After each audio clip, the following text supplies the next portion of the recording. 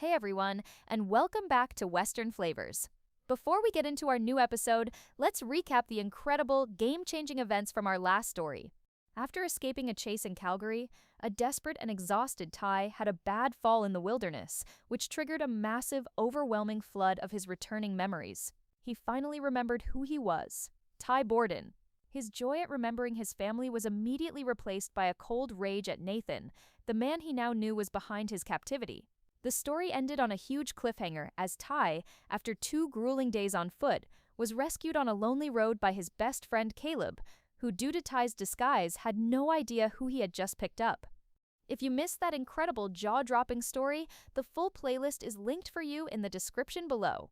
If you're enjoying this new season, please take a second to hit that like button and be sure to subscribe so you never miss a chapter. Now, today, the secret is out as a quiet truck ride turns into the most shocking reunion of Caleb's life. The truck sat idling in the middle of the dark, empty country road, an island of sudden, shocking silence in the vast Alberta night. Caleb stared, his hands still locked in a death grip on the steering wheel, his mind completely and utterly broken. The face he was looking at, the one that had emerged from behind the dirt and the fake, scraggly beard, was a face he had only seen in old photographs and in his own grief-stricken memories for 4 long years. It was thinner, harder, and haunted by a pain he couldn't begin to imagine, but it was him. It was Ty. His first reaction was not joy. It was not relief. It was a profound, primal, and deeply unsettling fear. He was a practical man, a man who believed in the solid, tangible realities of the world. Horses, cattle, fences, and the unshakable finality of death. And the sight of his dead best friend, sitting very much alive in his passenger seat, was a violent violation of the fundamental laws of his universe. He stumbled out of the truck, his legs unsteady beneath him, his breath coming in short, panic gasps. He needed to feel the solid ground beneath his boots. He needed to escape the claustrophobic, impossible reality of the truck's cab. He stood in the middle of the road, the cool night air a shock to his system, and just stared at Ty through the open door. He touched his own face, pinched the skin on his arm, a desperate, futile attempt to wake himself up from what had to be a dream, a hallucination, a grief-induced madness. No, it's not. You're not real. His voice was a low, strangled whisper, the sound of a man trying to convince his own fracturing mind. Ty watched his friend's chaotic, terrified reaction with a deep, aching empathy. He had not anticipated this. In his own desperate need for a friendly face, he had not considered the sheer violent shock of his own resurrection. He knew he had to be the calm one, the anchor in his friend's storm. He got out of the truck and stood on the other side, giving Caleb his space. I'm real, Caleb. I'm not a ghost. It's me. Caleb just shook his head, a wild, disbelieving look in his eyes. He took a hesitant step forward, then another, his hand outstretched, not in a gesture of greeting, but as if to touch a phantom, to see if his hand would pass right through him.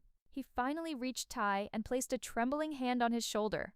The feel of the solid, warm, and undeniably real muscle and bone beneath his friend's worn shirt was the final, definitive proof. He was real. A gut-wrenching, animalistic sound, a noise that was half a sob, half a cry of pure, existential terror, was ripped from Caleb's throat. This was not the happy, tearful reunion of a romance novel. This was the raw, terrifying, and deeply unsettling reality of a man confronting a miracle he was not prepared for. Ty saw the look in his friend's eyes, saw the way his mind was teetering on the edge of a complete and utter breakdown, and he knew he had to take control. The time for a gentle, emotional reunion was over. The stakes were too high. His voice when he spoke was no longer soft and pleading. It was the sharp, commanding voice of a man on a mission. Caleb, listen to me. I need you to pull it together, right now. We don't have time for this. We are in trouble. Amy and Lindy are in trouble. The mention of their names, the sudden urgent shift in Ty's tone from a resurrected ghost to a protective soldier, was what finally began to cut through the thick fog of Caleb's shock. Amy? What are you talking about? I don't have time to explain everything right now. Not all of it. Just know that the last 4 years, it wasn't an accident. It was a lie.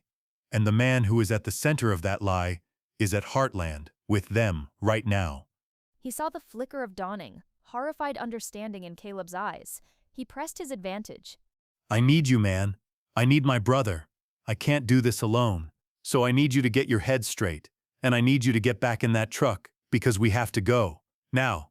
His words, so full of a desperate, urgent, and undeniable truth, were the bucket of ice water Caleb needed. He took one last, deep, shuddering breath. The reality of the situation, the immediate present danger finally overriding his own personal metaphysical crisis. He was still terrified. He was still confused. But he was a loyal friend, and his best friend, his brother, needed him. That was a truth he could understand. He gave a single jerky nod, his own expression now hardening with a new grim resolve. Okay, I'm good. Are you sure you can drive? No way. You drive.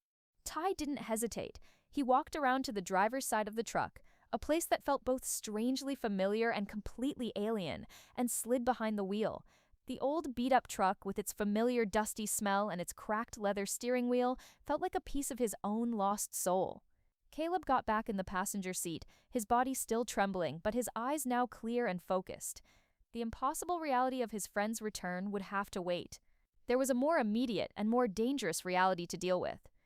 Ty slid behind the wheel of Caleb's truck, the worn leather of the steering wheel a strange, forgotten familiarity under his hands. He turned the key, and the old diesel engine roared to life, its powerful, comforting rumble a stark contrast to the profound, terrified silence that had fallen inside the cab.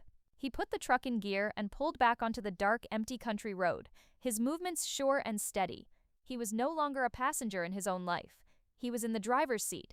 Beside him, Caleb was a statue of stunned, horrified disbelief. He was staring at Ty, his mind a chaotic, high-speed collision of impossible, contradictory facts. The man he had mourned was alive. The ashes he had spread on a windy hilltop were a lie. The last 4 years of his own life, of his friends' lives, of his entire community's life, had been built on a foundation of a terrible, fundamental falsehood. He was a man whose entire reality had been shattered, and he was struggling to find a single solid piece to hold on to. He finally found his voice, a low, strangled whisper. How? Ty, just how? We saw the death certificate. We were at the memorial. We said goodbye. Ty kept his eyes fixed on the road ahead, his face a grim, hard mask in the dim glow of the dashboard lights. He knew he owed his friend an explanation, but he also knew that the story of his own survival was not the most important or the most dangerous part of this new reality. I can't explain all of it, man. Not yet. I don't even know all of it myself. The last 4 years for me are a nightmare of blank spaces and flashes of things I don't understand. But I know one thing for sure. It wasn't an accident, and it wasn't a blood clot. He glanced over at Caleb, his own eyes burning with a cold, hard rage. It was him. It was all him. Him? Who are you talking about? The man you told me about. The one who's been good for Amy, Nathan Price. Caleb stared at him, his confusion deepening. He had just spent the last half hour telling this stranger, who was now his resurrected best friend, the story of the last 4 years, the story of Amy's grief, and of the kind, decent man who had slowly, patiently helped her to heal. Nathan? What does Nathan have to do with any of this? He didn't even show up in Hudson until a year after you were gone. You think that's a coincidence? Ty's voice was a low, bitter snarl. No, man. That was the plan. All of it. His arrival, his friendship, his kindness, it was all part of a plan. He took a deep, steadying breath. The terrible, unbelievable truth he had overheard in that hotel in Calgary, now spilling out of him in a torrent of furious, urgent words. He told Caleb everything. He told him about the secret meeting with the men in the black suits. He told him about the oil and gas corporation, about the massive, untapped natural gas reservoir that lay sleeping like a dragon on a bed of gold directly beneath the soil of Heartland. It's worth billions, Caleb. Billions. And that's what this is all about. It's not about Amy. It's not about love. He went on, his voice a low, intense monologue of corporate greed and personal vengeance. He told Caleb about Nathan's family history, the old, bitter grudge against the Bartletts. He told him about the plan, the cold, calculated, and deeply sinister plot to marry Amy, to gain control of the family trust, and to sell the drilling rights to his corporate partners, a plan that would not just industrialize their beautiful valley, but would utterly destroy the Heartland legacy forever. No. Caleb whispered, shaking his head in a slow, dawning horror. No way. Not Nathan. I know the guy. He's a good man. He loves Amy. He's been a rock for her, for all of them. You think it's love? Ty's laugh was a harsh, bitter, and humorless sound. Is it love to help orchestrate a man's disappearance? To have him locked away for 2 years? To have his mind systematically erased? To let his wife, the woman you supposedly love, grieve for a man you know is still alive? Is that love, Caleb? The words, the sheer monstrous reality of the accusation, landed with the force of a physical blow. Caleb was silent, his mind reeling, his own perception of the last 4 years, his own judgment of the man he had called a friend, now being called into a terrible, devastating question. It's a long story, man. A story I'm still trying to piece together myself. All I know is that he was there, in the place where they kept me. I saw his face, and I know what his plan is now.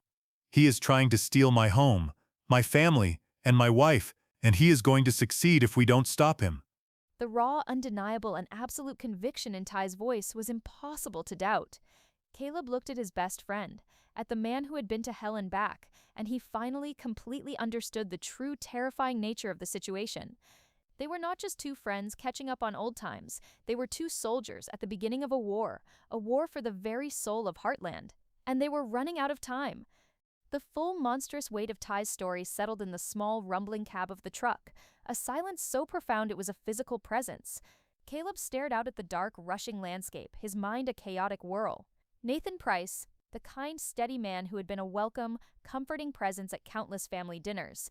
The man who had been so good to Lindy was a monster, a cold, calculating predator who had been playing a long, sinister game with the lives of the people Caleb loved most in the world. It was a truth so unbelievable, so completely contrary to everything he thought he knew, that his mind struggled to accept it. But he looked at the man beside him, at his best friend, at the raw, undeniable, and hard-won truth in his eyes, and he knew it was real. A new and unfamiliar emotion began to burn through Caleb's shock.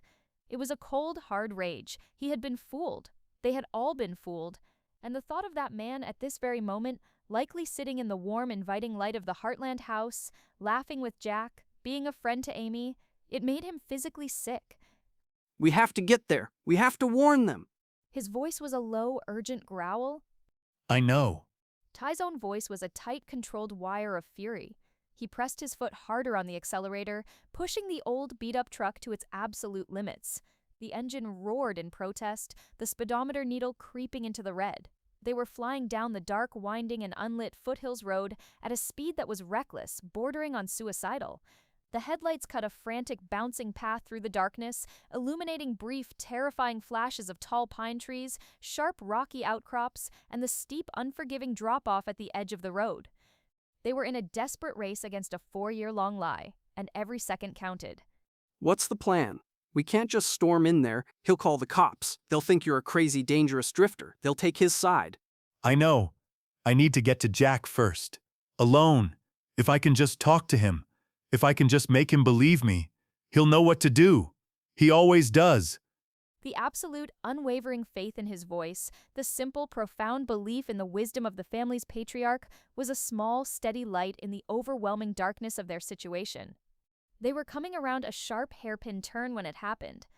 Without any warning, a loud, explosive bang echoed from the front of the truck, a sound like a gunshot in the quiet night. The vehicle lurched violently to the right, the steering wheel ripped from Ty's hands, a front tire had blown. Ty swore, his hands scrambling to regain control of the wheel, his muscles straining as he fought against the powerful centrifugal force that was trying to pull them off the road. The truck began to fishtail, the tires screaming in protest on the rough asphalt. Caleb was thrown against the passenger side door, his own hands braced against the dashboard, his face a mask of shocked, adrenaline-fueled terror. For a few heart-stopping seconds, Ty almost had it. He almost pulled them back from the brink. But they were going too fast. The momentum was too great. The truck's front wheel caught the soft gravel shoulder, and that was it. The world devolved into a violent, chaotic nightmare of screeching metal, shattering glass, and the brutal, jarring sensation of a multi-ton vehicle completely out of control. The truck careened off the road, plowed through a flimsy wooden guardrail, and came to a final, bone-jarring and sickening stop in the deep, muddy ditch at the side of the road, its front end crumpled against the hard, unforgiving earth. The silence that followed was as sudden and as shocking as the crash itself.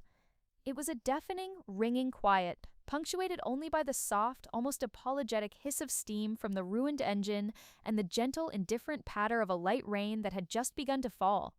Ty's head was ringing, his vision a blurry, swimming mess. He could taste the metallic tang of blood in his mouth. He turned, his movements slow and pained, to look at his friend.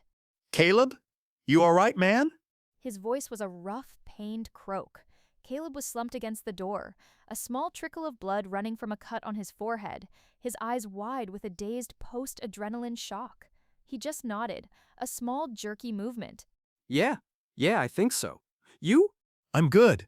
They sat there for a long moment, two battered, bruised, and incredibly lucky men taking a silent inventory of their own bodies, their own survival. The sheer violent reality of what had just happened was beginning to settle in. Ty finally pushed his door open, which groaned in protest on its bent hinges, and stumbled out into the cold, damp night. He looked at the truck, and his heart sank. The front axle was clearly bent. The front right tire was a shredded, useless mess of rubber and steel, and a dark, viscous pool of oil and coolant was already beginning to form in the mud beneath the steaming, crumpled hood. The truck was not just broken, it was dead. He pulled his phone from his pocket. The screen was shattered, but it flickered to life. No signal. He was in a dead zone, a black hole of cellular service in the heart of the foothills. Caleb had managed to get out of his own side now, and he came to stand beside Ty, looking at the wreckage of his beloved old truck. He let out a long, low whistle. Well, she's not going anywhere. He pulled out his own phone, and with a sinking final finality, he confirmed what Ty already knew. Nothing. Not a single bar. We're on our own out here. They stood on the side of the dark, empty road, the cold rain beginning to soak through their clothes. They were stranded, miles from anywhere, alone, with no vehicle and no way to call for help. The carefully laid plan, the desperate high-speed race against time, had just come to a grinding, violent, and catastrophic halt. The sense of a profound, overwhelming hopelessness began to settle over them, a feeling as cold and as damp as the rainy Alberta night. The silence that followed the violent chaos of the crash was profound, broken only by the steady, almost gentle patter of the rain on the crumpled metal roof of the truck. Ty and Caleb stood in the muddy ditch, two solitary, shipwrecked figures in a vast, dark, and indifferent ocean of prairie night. The initial adrenaline-fueled shock of their survival was beginning to fade, replaced by a cold, hard, and overwhelming sense of utter hopelessness. They were stranded. Their one vehicle, their one lifeline to civilization, was a useless, broken heap of metal.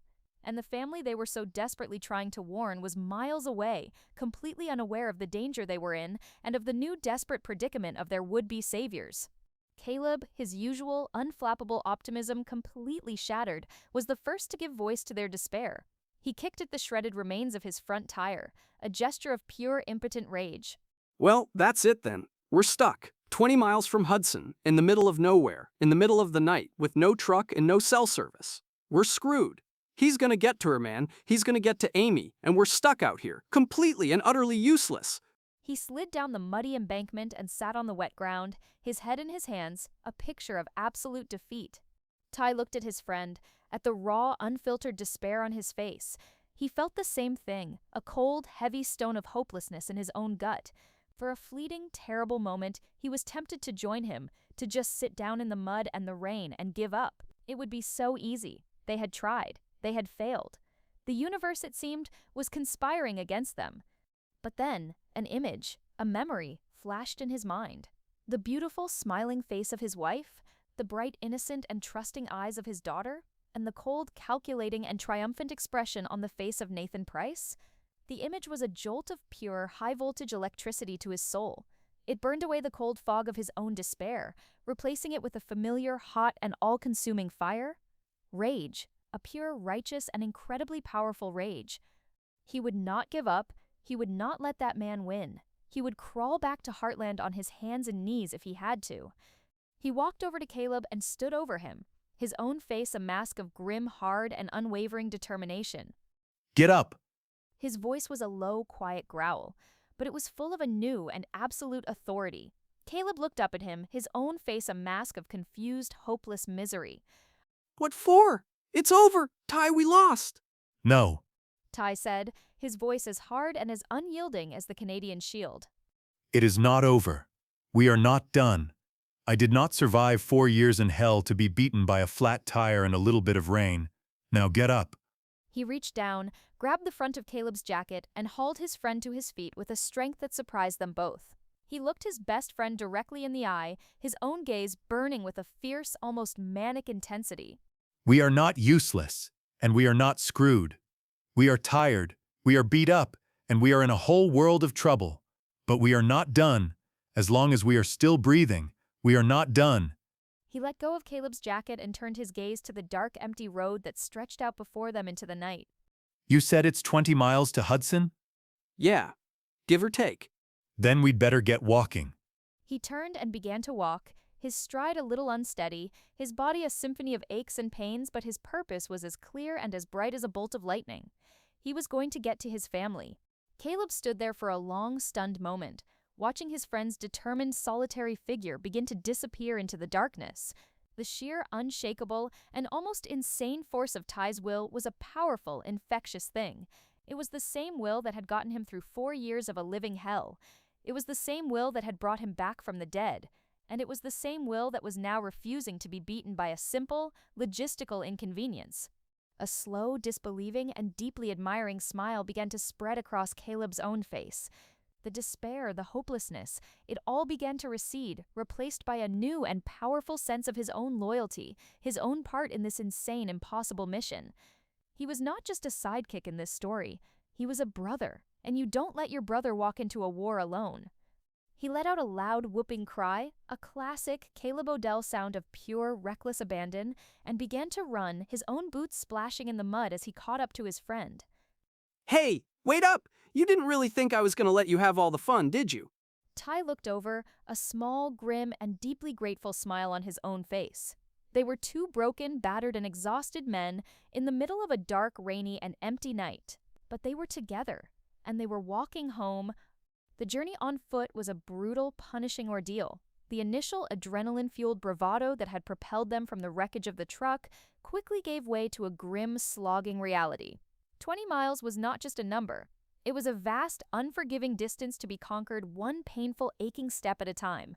The cold, persistent rain had soaked them to the bone, and the temperature continued to drop, the night air taking on a sharp, biting edge. They were two battered, bruised, and increasingly hypothermic men, pushing their bodies to the absolute limits of their endurance. They moved in a grim, determined silence for the first few hours, their only focus the simple, mechanical act of walking. The dark, empty country road stretched out before them, a black, unforgiving ribbon in the vast, dark wilderness of the Alberta foothills. The only light came from the weak, watery moon that occasionally broke through the thick gray clouds, casting an eerie, spectral glow on the landscape. It was Caleb who finally, blessedly, broke the silence, his voice a raw, pained gasp. We're not going to make it. He had stumbled to a halt, leaning against a fence post, his chest heaving, his body trembling with a mixture of exhaustion and cold. Not like this, man. We're still at least 10 miles out. We're going to freeze to death out here before we even get to the main highway. Ty stopped and walked back to him, his own body a screaming chorus of aches and pains. He looked at his friend, at the raw, unfiltered despair on his face, and he knew he was right. They were pushing themselves to the brink, but their bodies were failing. They needed a new plan. His gaze swept over the dark landscape, and then he saw it. A small, familiar light, a warm, golden glow twinkling in the distance just over the next rise. It was a sign of life, a sign of shelter. Look, a ranch house. It's not Heartland, but it's something. Come on, we can ask for help. A phone call. That's all we need. The thought of a warm, dry room, of a simple human kindness was a powerful, galvanizing force. They pushed themselves onward, their new destination the single hopeful light in the darkness. It took them another half an hour of a painful, stumbling walk to reach the turnoff for the ranch. As they walked up the long gravel driveway, a new and deeply unsettling feeling began to creep over Ty. The layout of the property, the specific shape of the main house, the placement of the barn, it was all familiar.